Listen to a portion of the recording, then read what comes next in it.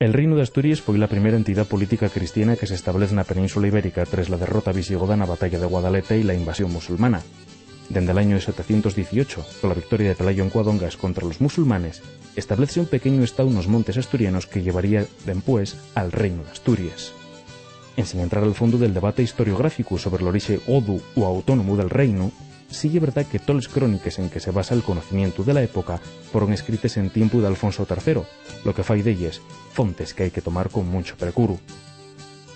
Pelayo punxo la capital en Cangas d'Onís, sucediéndolo al Sofio y Fabila, pero será Alfonso I el primero en agarrar el título de rey de Asturias y quien entame la expansión territorial contra el oeste hasta Galicia y contra el sur, con continuas incursiones en el Valle del Duero. Aprovechando las lluchas internas en Al-Ándalus, Furela I, fío de Alfonso I, enancha los dominios, pero muy reasesinado, sucediéndolo a Aurelio, que por la corte en el actual concello de San Martín del Rey Aurelio entre el 768 y 774. El siguiente rey, Silo, traslada la corte a Pravia.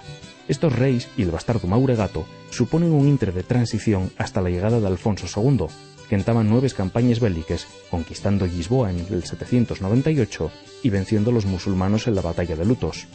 Con ella la capital del reino asítese definitivamente en Uvieu, haciendo de ella una gran ciudad, pero también entama el culto xacobeu con la peregrinación a Santiago, que vincula Asturias con Europa, sobremanera con el reino de Carlomagno, ganando de paso para el reino a los vecinos vascones. Ramiro I y Ordoño I viven un periodo de guerra continua contra los musulmanos. Ello no quita para que Col I se desarrolle lo más importante del arte prerrománico asturiano, con la aula palatina de Santa María del Naranco y la iglesia de San Miguel de Iño, los dos monumentos del Naranco. Finalmente, Alfonso III marca el cume del reino, que abarcaba desde Porto hasta Álava.